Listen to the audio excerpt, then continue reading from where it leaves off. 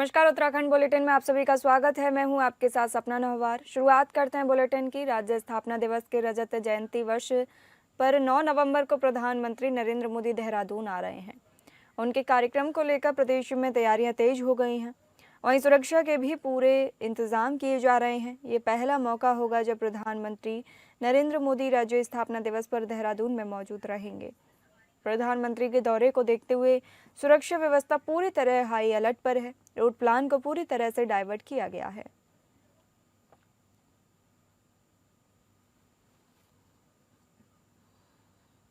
इसके लिए बहुत व्यापक स्तर पर कार्य योजना बना ली गई है और बहुत बड़ी संख्या में हमने पूरे कार्यक्रम स्थल को और रूट को सेक्टर जोन्स में बांटा है। उसमें सीनियर पुलिस और प्रशासनिक अधिकारी उनकी ड्यूटीज़ लगी हैं। हमारे जो माननीय प्रधानमंत्री जी की जो सुरक्षा टीम है वो भी परसों से आई हुई है और लगातार हम लोगों ने जो उसके सेक्टर बाय सेक्टर जो उसके आयोजन की तैयारियां हैं उसका रिहर्सल भी किया है। आज भी होगा, कल भी होगा, तो हम लोग सारी व्यवस्थाओं के लिए पूरी तैयारी कर रहे हैं। उत्तराखंड राज्य स्थापना के रजत जयंती समारोह के तहत राजभवन में स्वपलाहार कार्यक्रम आयोजित हुआ। कार्यक्रम में राज्यपाल लेज गुरमीत सिंह, मुख्यमंत्री पुष्कर सिंह धामी, मंत्रीगण, विधायकगण और वरिष्ठ प्रशासनिक अधिकारी मौजूद रहे। इस अवसर पर राज्यपाल और मुख्यमंत्री ने राज्य सूचना आयोग की 2 पुस्तकों का विमोचन किया। पहली पुस्तक सशक्त नागरिक सफल लोकतंत्र, उत्तराखंड में सूचना का अधिकार अधिनियम के 20 वर्ष में पूर्व वर्तमान मुख्य सूचना आयुक्त, राज्य सूचना आयुक्त और विशेषज्ञों के संदेशों व लेखों को संकलित किया गया है।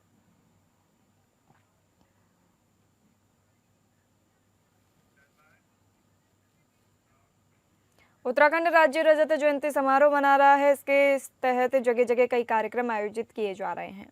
राज्य गठन आंदोलन के शहीदों को मुख्यमंत्री पुष्कर सिंह धामी ने श्रद्धांजलि दी है। देहरादून के कचहरी स्थित शहीद स्मारक पर पहुंचकर मुख्यमंत्री पुष्कर सिंह धामी ने शहीदों के चित्र पर पुष्प अर्पित कर उन्हें नमन किया और उनके सपनों के अनुसार उत्तराखंड को आगे बढ़ने का संकल्प लिया।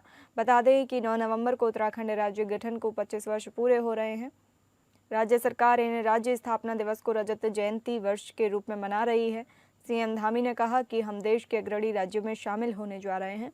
उत्तराखंड राज्य आंदोलन में कई लोग शहीद हुए, लेकिन कुछ आंदोलनकारी ऐसे भी रहे जिन्होंने राज्य आंदोलन के समय लड़ाई लड़ी और वे घायल हो गए।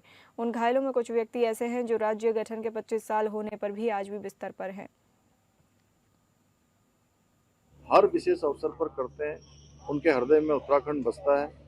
वो कल राज्य के रजत जयंती वर्ष पर, राज्य की स्थापना दिवस पर हमारे राज्य में आ रहे हैं। हम सभी उत्तराखंड वासी गदगद हैं। हम उनका स्वागत करते हैं और उनके आने से निश्चित रूप से हमारा संकल्प और मजबूत होगा। हमको प्रेरणा मिलेगी। उनके ही कथन, उनके ही द्वारा जो बाबा केदार के धाम में उनके मुंह से निकले हुए शिव रूपी शब्द हैं, हर एक उत्तराखंड वासी उन शब्दों को आत्मसात करके अगले 25 सालों में उत्तराखंड देश का श्रेष्ठ राज्य बने, उत्तराखंड आदर्श राज्य बने, उत्तराखंड देश के अग्रणी राज्यों में शामिल हो। उसके लिए हम पूरे प्राणों प्रण के साथ और तेज गति से, पूरे समर्पण के साथ आगे बढ़ेंगे, अपने अपने कार्य क्षेत्रों में काम करेंगे। मुख्यमंत्री पुष्कर सिंह धामी ने राज्य स्थापना की रजत जयंती के अवसर पर गढ़ी कैंट देहरादून में हिमालयन संस्कृति केंद्र में आयोजित हिमालयन निनाद उत्सव 2025 में प्रतिभाग किया। सीएम ने कलाकारों के उत्थान और संस्कृति संरक्षण को लेकर बड़ी घोषणाएं की।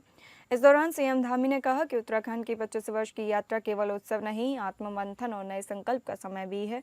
उन्होंने कहा कि हिमालय निनाद ने तिब्बत, अरुणाचल, मणिपुर, हिमाचल, असम और लद्दाख तक के कला रूपों को एक मंच पर लाकर साझा हिमालय चेतना का परिचय दिया है।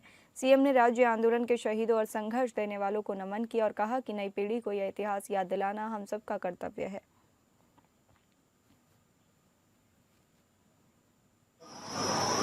ये उत्तराखंड की लोक संस्कृति की आत्मा है, अभिव्यक्ति है, जिसके माध्यम से जो देवभूमि की लोक संस्कृति है वो पूरे विश्व के अंदर गूंजेगी।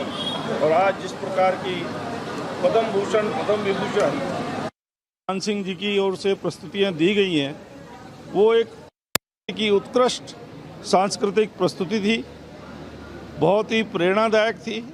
ऐसी प्रस्तुतियां होंगी और जो आगे कार्यक्रम बढ़ेंगे तो उत्तराखंड का एक गौरवशाली स्थान पूरे देश में संस्कृति के क्षेत्र में और बनेगा। उत्तराखंड कांग्रेस प्रदेश अध्यक्ष करण माहरा ने प्रदेश मुख्यालय राजीव भवन में आयोजित प्रेस वार्ता के दौरान भाजपा सरकार पर तीखा हमला बोला। माहरा ने कहा कि प्रदेश में भाजपा के शासनकाल में भर्ती घोटाले, खनन और भूमि माफिया का बोलबाला बढ़ा है। उन्होंने आरोप लगाया कि युवाओं, छात्रों और किसानों के साथ अन्याय हो रहा है। कांग्रेस शासनकाल में जहां किसानों को गन्ने का उचित मूल्य और समय पर भुगतान मिलता था, वहीं भाजपा सरकार में किसान बकाये को लेकर संघर्ष कर रहे हैं। माहरा ने कहा कि कांग्रेस का वोट चोरी के खिलाफ हस्ताक्षर अभियान तेजी से आगे बढ़ रहा है। इस अभियान के तहत अब तक लगभग 1,85,000 हस्ताक्षर एकत्रित किए जा चुके हैं, जिन्हें जल्द ही राष्ट्रपति और चुनाव आयोग को भेजा जाएगा। 15 साल हैं जो नारायण दत्त तिवारी जी, हरीश रावत जी की सरकारों में जो काम हुए हैं, उन सबको मैंने आप सबके सामने रखा है। और भारतीय जनता पार्टी की सरकार में जो भर्ती घोटाले हुए हैं, जो खनन माफिया हावी हुआ है, भू माफिया हावी हुआ है, जिस तरीके से दमन किया जा रहा है छात्रों का, नौजवानों का भर्ती घोटालों के माध्यम से, वो मैंने आपके सामने रखा। हमारे समय में चीनी को गन्ने को समर्थन मूल्य दिया गया। हमारे समय में कोई फैक्ट्री ऐसी नहीं थी जिसका बकाया बचा हो, लेकिन पिछले जब से बीजेपी की सरकार है, इकबालपुर चीनी मिल का बकाये की लड़ाई लगातार देखने को मिल रही है। समर्थन मूल्य नहीं बढ़ाया जा रहा। सेब का किसान और आड़ू खुमानी का जो किसान है, वो आपके देहरादून की सड़कों में कटोरे लेके प्रदर्शन कर रहे हैं। राष्ट्रगीत वंदे मातरम के 150 वर्ष पूरे होने पर राष्ट्रीय दिव्यांगजन सशक्तिकरण संस्थान देहरादून में कार्यक्रम का आयोजन किया गया, जहां राज्यसभा सांसद और बीजेपी के राष्ट्रीय सह कोषाध्यक्ष डॉक्टर नरेश बंसल ने बतौर मुख्य अतिथि उपस्थित होकर दृष्टि बाधित बच्चों को हौसला अफजाई किया। कार्यक्रम में बच्चों ने राष्ट्रगीत पर कई प्रस्तुतियां दी। राष्ट्रीय गीत को लेकर राज्यसभा सांसद डॉक्टर नरेश बंसल का कहना है कि इस गीत ने देश को आज़ादी दिलाने में महत्वपूर्ण भूमिका निभाई है, जिसके माध्यम से स्वतंत्रता सेनानियों ने लड़ाई लड़ी और वंदे मातरम एक जनगीत बनकर सबके दिल में बस गया।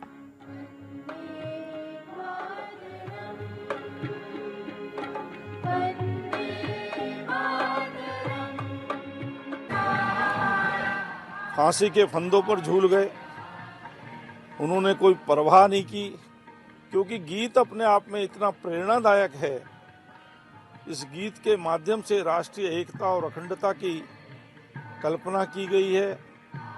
माँ को 10 प्रहर धारणी दुर्गा का साक्षात रूप बताया गया है। गीत का एक एक शब्द, एक एक स्वर बोलने मात्र से राष्ट्रभक्ति का, मातृ वंदना का संचार होता है, रोम रोम खड़ा हो जाता है। मातृभूमि के लिए सर्वस्व बलिदान करने की आकांक्षा और इच्छा मन में उत्पन्न होती है। यह गीत हमारे स्वतंत्रता आंदोलन का प्रेरणादायक था। बंकिम बाबू को भी इस गीत के माध्यम से कोटि कोटि नमन। देहरादून में ट्रैफिक व्यवस्था को बेहतर बनाने के लिए परिवहन विभाग एक्शन मोड में है। आरटीओ अनीता चमोला ने बताया कि आईएसबीटी, रिस्पना ब्रिज और लैंसडाउन चौक जैसे प्रमुख स्थलों पर ट्रैफिक से जुड़ी समस्याओं की नियमित मॉनिटरिंग की जा रही है। हमारी टीमें लगातार प्रवर्तन की कार्रवाई कर रही हैं और जो वाहन चालक नियमों का उल्लंघन कर रहे हैं उनके खिलाफ सख्त कदम उठाए जा रहे हैं। रेंजर्स ग्राउंड में वाहनों के लिए सीजिंग पॉइंट बनाया गया है, जहां नियम तोड़ने वालों की गाड़ियां सीज की जा रही हैं। उन्होंने कहा कि स्मार्ट सिटी के कैमरों के जरिए ऑफिस में ही चालान प्रक्रिया चलाई जा रही है। नो पार्किंग और अन्य ट्रैफिक वायलेशन के मामलों में चालान जारी किए जा रहे हैं। साथ ही पीडब्ल्यूडी, पुलिस और ट्रांसपोर्ट विभाग ने मिलकर शहर के कुछ मुख्य मार्गों की पहचान की है, जहां पार्किंग की समस्या, रोड मार्किंग की कमी है। इन लोकेशंस की रिपोर्ट तैयार की जा रही है ताकि ट्रैफिक कंजेशन कम हो और शहर में यातायात का प्रवाह सुचारू बनाया जा सके। लोकेशंस हैं, जैसा कि आपने कहा, आईएसबीटी है, रिस्पना ब्रिज है और लैंसडाउन चौक है, जहाँ पे ट्रैफिक रिलेटेड या अन्य तरह की कोई समस्या आ रही है, तो वहाँ पर रेगुलर मॉनिटरिंग कर रहे हैं और हमारी टीम्स वहाँ पर प्रवर्तन की कार्रवाई भी कर रही है।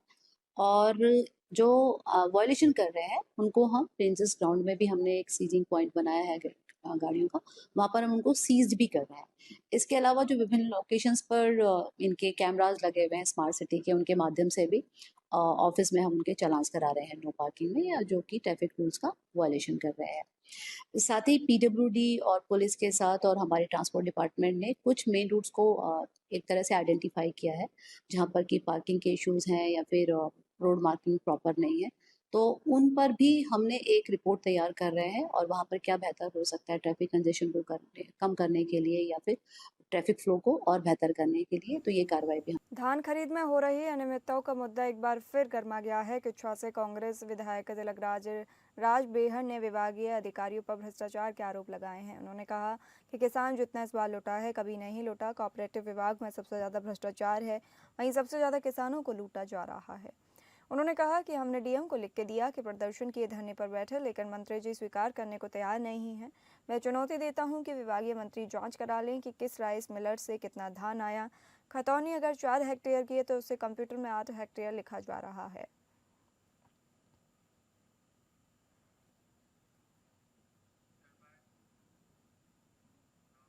भगवानपुर से कांग्रेस विधायक ममता राकेश ने महिला सुरक्षा को लेकर सवाल खड़े किए। ममता राकेश ने यह मामला सदन के अंदर भी उठाया। उन्होंने कहा कि उत्तराखंड में महिलाएं बहुत बुरी हालत में हैं। विधायक ने कहा कि हमें एक तरफ तो कहते हुए हर्ष होता है कि हमारी भारतीय महिला क्रिकेट टीम ने विश्व कप जीत करके पूरे देश में बेटियों ने देश का मान सम्मान बढ़ाया है, लेकिन आज महिला कहीं अकेली नहीं जा सकती। विधायक ने सुरक्षा को लेकर सवाल खड़े किए और कहा कि मैंने पिछली बार भी सदन में कहा था कि महिला थाने का निर्माण कराया जाए।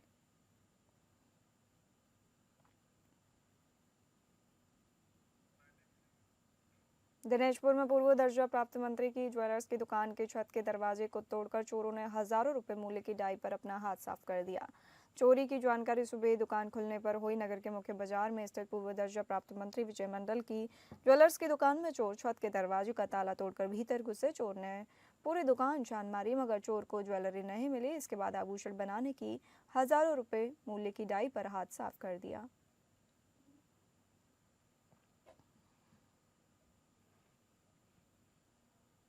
विकासनगर क्षेत्र के उम्मीदपुर गांव में खनन से भरे ट्रैक्टर की चपेट में आने से एक युवक की दर्दनाक मौत हो गई। घटना के बाद गुस्साए ग्रामीणों ने युवक के शव को सड़क पर रखकर हंगामा किया और रोड जाम कर दिया। जानकारी के अनुसार उम्मीदपुर गांव में खनन सामग्री से भरे ट्रैक्टर ने एक युवक को कुचल दिया, जिससे उसकी मौके पर ही मौत हो गई। 12:15 बजे की बात है, मैं पीडब्ल्यूडी ऑफिस जा रही थी अपने रास्ते से। हमारे गांव का लड़का उम्मीदपुर का शुभम, ठीक है, वो निकलता है अपने घर से, ठीक है, वो बाहर जा रहा था 2-3 दिन बाद, अपने घर का इकलौता कमाने वाला, ठीक है। ट्रैक्टर वाला अवैध खनन करके उसे मार के गया, वो ऑन द स्पॉट खत्म हो जाता है और यहाँ कोई पुलिस नहीं, कोई प्रशासन नहीं, कुछ नहीं है। गाँव के लोगों ने उसे हम यहाँ पे एक्सीडेंट हुआ है जो एक ट्रैक्टर द्वारा करा गया है।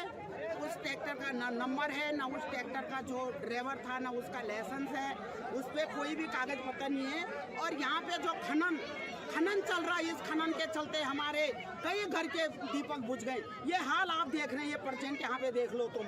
ये बच्चा परसों इसने कनाडा जाना था, इसका सब कुछ हो रखा है, इसकी परसों की दिल्ली से इसकी फ्लैट थी और आज बेचारा।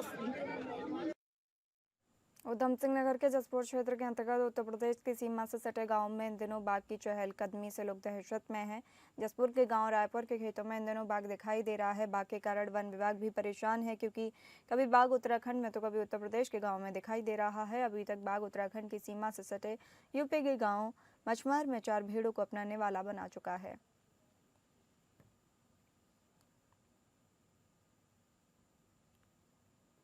तीन दिवसीय श्रीमद् भागवत कथा ज्ञान यज्ञ के शुभारंभ के पूर्व आज नगर में भव्य कलश यात्रा निकाली गई। यह धार्मिक यात्रा वार्ड नंबर 2 स्थित लाल बहादुर जी के घर के समीप से आरंभ हुई और पूरे नगर की परिक्रमा करते हुए कथा स्थल के ओर प्रस्थान किया। हरि मंदिर स्थित तालाब से पवित्र जल भरकर गंगा देवी की पूजा अर्चना की गई। कलश यात्रा में बड़ी संख्या में महिलाएं और कन्याएं पीले वस्त्र धारण कर मंगल कलश को सिर पर धारण किए हुए चल रही थीं। इस दौरान कथावाचिका वृंदा देवी जी ने कहा कि इस समय भी भक्त सच्चे मन से कथा एवं पूजा अर्चना करता है तो उसकी समस्त मनोकामनाएं पूरी होती हैं। भगवान उसकी हर दृष्टि से रक्षा करते हैं और जीवन में उत्तमता लाते हैं। भागवत कथा हमें जीवन जीने की सही दिशा प्रदान करती है।